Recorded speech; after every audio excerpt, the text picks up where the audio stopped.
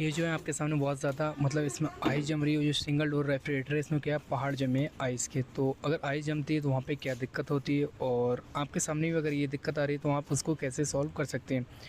ये फ़िलहाल जो फ्रिज है सिंगल डोर है और गोदरेज का रेफ्रिजरेटर है। यहाँ पे क्या बहुत ज़्यादा उसके फ्रीज़र में आइस जम रही है और डाउन पार्ट में बिल्कुल कूलिंग नहीं हो रही। जब ऊपर की बहुत ज़्यादा आइस जमती है, वो ऊपर जो है बहुत ज़्यादा पहाड़ जम गया है। आप देख रहे हैं इसमें बहुत ज़्यादा फ्रिज में बर्फ़ जमी है। ये क्यों जमती है, क्या ख़राब हो जाता है, जो ये फ्रिज में बहुत ज़्यादा आइस जमने लगती है। ये फ्रीज़र होता है उसमें बहुत ज़्यादा आइस जमती है और नीचे बिल्कुल कूलिंग नहीं हो रही है। मतलब नीचे अगर दूध वगैरह कुछ रखते हैं तो वो ख़राब हो जाता है। ये दिक्कत आ रही है। तो सबसे पहले क्या है, हमने जो इसमें फॉल्ट है वो तो फ़िलहाल ट्रेस कर लिया है। इसके क्या है, ऊपर टॉप में क्या होता है, थर्मास्टेट लगा होता है।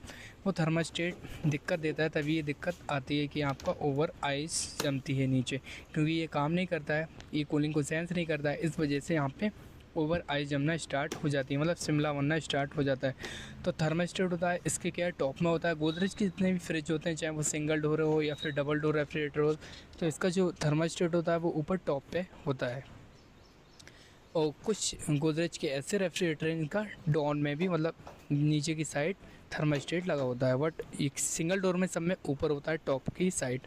तो इसमें क्या होता है, 4 स्क्रू होते हैं, दो इस साइड दो इस साइड। तो आपको कैप पहले रिमूव करना है, उसके बाद जो है इसके जो स्क्रू हैं वो आपको ओपन कर लें। आप चाहें तो पेंचकस या फिर टामी की मदद से इसको ओपन कर सकते हैं। उसके बाद जो टॉप होगा उस टॉप को आपको रिमूव कर देना है।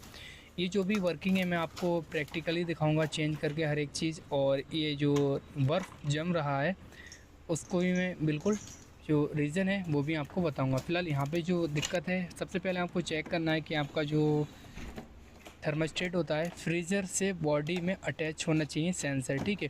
तो वो चीज़ अगर सेंसर जब तक बॉडी से अटैच नहीं हुआ फ्रीज़र में, तब तक वो है अच्छे से उसको सेंस नहीं करेगा कूलिंग को, और वहाँ पे ओवर आइस जमेगी। अगर आपका सेंसर बॉडी से अटैच है उसके बाद भी वहाँ पे आइस जम रही तो आपका थर्मास्टेट ख़राब है। या फिर एक साइड आइस जमती है तो इस कंडीशन में क्या होता है, आपका सिस्टम चोक होता है, तब भी ये दिक्कत आती है। फिलहाल ये थर्मास्टेट गोदरेज का हम इसमें आपको न्यू रिप्लेस करके दिखाएंगे, वो भी सेम गोदरेज का ही होगा। तो इसमें क्या है, 2 थिम्बल लगे होते हैं, तो आप वो अगर लगाते समय इधर उधर कर दें कोई दिक्कत नहीं, क्योंकि ये जो थर्मास्टेट होता है वो सीरीज पे वर्क करता है। तो आप कोई भी थिम्बल इधर उधर कर दें कोई दिक्कत नहीं है। फिलहाल इसकी आपको नोप निकालनी है। नोप निकाल के उसके बाद एक नट लगा होता है इसमें। कुछ फ्रिज होते हैं जिनमें नट लगा होता है, कुछ में नहीं लगा होता है, वो लॉक पे ही रुका होता है। बट जिसमें नट लगा होता है ये ऊपर वाला, तो इस नट को आप प्लास से खोल सकते हैं और प्लास से ही आपको टाइट करना है। या फिर आपके पास और कोई टूल्स हो तो आप उसकी मदद से कर सकते हैं, मतलब टामी वगैरह होती है उससे भी हो जाता है। तो यहाँ पे क्या है, इस नट को ओपन कर लिया, उसके बाद जो है इसका थर्मास्टेट है इस तरीके से आपको बाहर ले लेना है, ठीक है। नट आपको संभाल के रखना है। बाकी अगर नया वाला होगा तो उसमें क्या होता है, पत्ती लगी होती है, तो वो पत्ती भी आप ठीक कर सकते हैं, मतलब पत्ती को निकाल के उसके बाद उसको लगा सकते हैं। अच्छा यहाँ पे क्या है, बहुत ज़्यादा ओवर आइस जम रही है, तो आपको अगर पता होना चाहिए कि किस तरीके से इसको वर्क तोड़ना है, तो एहतियात से तोड़ेंगे। ऐसा नहीं हो कि फ्रीज़र में आपका होल हो जाए और ज़्यादा नुकसान हो।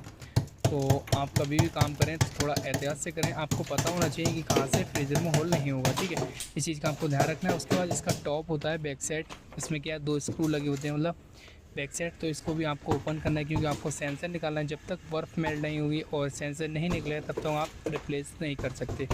तो ये जो 2 स्क्रू होते हैं इन दोनों को आपको ओपन कर लेना। ओपन करने के बाद क्या करना है आपको, ये जो फॉर्म लगी होती है इस फॉर्म को भी निकाल देना। अच्छा फॉर्म होती है इस पर्पज़ से कि यहाँ पे सीलन वगैरह ना हो, मतलब पानी वगैरह ना हो।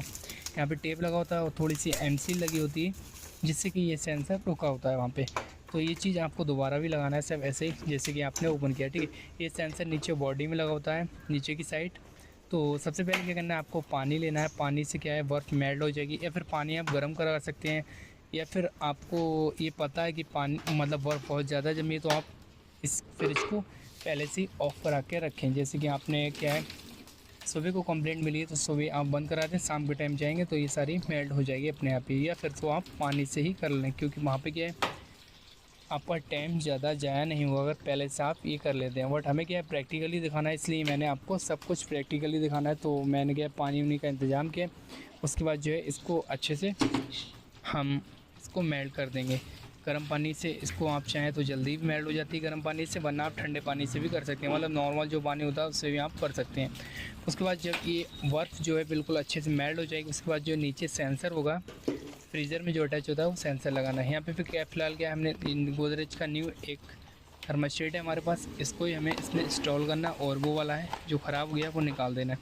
एक पहचान बताता हूँ, आप इसको कैसे इसको मतलब टेस्ट कर सकते हैं। तो यहाँ पे क्या होता है, थर्मास्टेट आप जब रखेंगे तो ये जब आप पुश करेंगे तो इससे क्या होगा, ये वापस आ जाएगा। अगर वापस आता है तो आपका थर्मास्टेट ओके है, मतलब ये टेस्टिंग का तरीका है। तो आप इससे भी चेक कर सकते हैं। कभी कभी ऐसा होता है इसकी जो डिफ्रॉस्ट वाला बटन होता है, मतलब अंदर प्रेस करते हैं वो दोबारा नहीं आता है।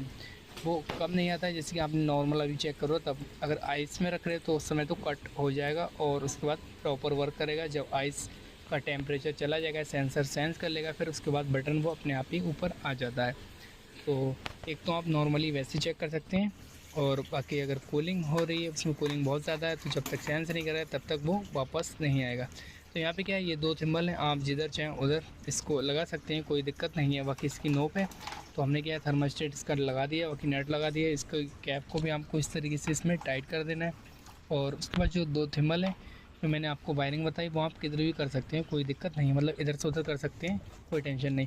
ये सेंसर है, तो मैंने सोचा अगर ये सेंसर जो है हम अभी निकालते हैं, जैसे कि इस कैप में लगा होता है, ऊपर एक स्क्रू लगा होता है, ऊपर की साइड ये आप देख रहे हैं स्क्रू रखा है। तो ये जो कैप होती है इसमें ये सेंसर अटैच होता है। अगर ये सेंसर इसमें अच्छे से बॉडी से अटैच नहीं हुआ तब भी वहाँ पे बहुत ज़्यादा ओवर आइस जमेगी, चाहे आपका थर्मास्टेट ठीक हो। फिलहाल यहाँ पे क्या ऊपर दो नट लगे होते हैं, हम इसको नहीं खोलेंगे, हम ऐसा करेंगे इसमें टेपिंग बांध के, मतलब टेपिंग करके अच्छे से वो सेंसर नीचे वाला है वो अच्छे से नीचे ले लेंगे, क्योंकि ऐसे बहुत ज़्यादा टाइम चला जाएगा, फिर हमें ऊपर भी खोलना पड़ेगा और भी बर्फ़ भी एक साइड से रह गई है, तो उससे क्या है टाइम बहुत ज़्यादा जाया जा रहा है। तो हम इसको खींचेंगे नीचे की साइड, उसके बाद जो नया वाला है वो भी आ जाएगा। तो फिलहाल हम ट्राई करते हैं और उसके बाद आपको भी प्रैक्टिकली दिखाते हैं कि ये ऐसा कामयाब रहता है या फिर नहीं। अगर नहीं होता है तो मजबूरन हमें दोबारा काम करना पड़ेगा, और हो जाएगा तो ज़्यादा अच्छा है। इसका सेंसर नीचे आ जाएगा तो हम आराम से काम कर सकते हैं। तो फिलहाल देखते हैं कैसा क्या रहता है। फिलहाल उम्मीद है आ जाएगा, क्योंकि टाइट थोड़ा खींच रहा है। ठीक है, ये वाला सेंसर जो है आपका न्यू वाला आ गया, ठीक है, और ये वाला जो है पुराना वाला निकल गया। तो ये न्यू वाला देख रहे हैं आप यहाँ पर आ गया है। इसको आप हल्के से और ले लें बाहर, और इसको जो है सेंसर को अच्छे से अटैच कर देना है इसी में, बॉडी में। बाकी पुराना वाला आप देख रहे हैं ये है, ये क्या है पुराना वाला। अब हमें क्या है ये नट नहीं खोलना पड़े क्योंकि आइस बहुत ज़्यादा थी इस समय।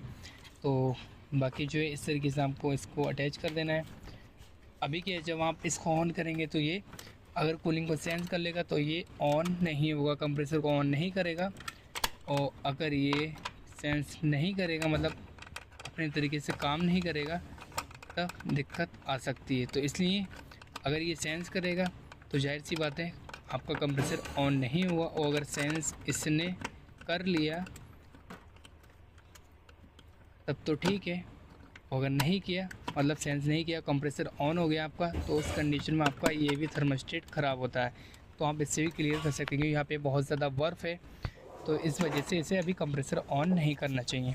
तो हमने क्या है अभी इसे मतलब अच्छे से टाइट कर दिया है, और उसके बाद ये 10-5 मिनट के बाद हमने ऑन किया, फिर इसका कंप्रेसर ऑन नहीं हुआ, तो यानी कि सेंसर ने सेंस कर लिया, ये एकदम ओके है, कोई दिक्कत नहीं है।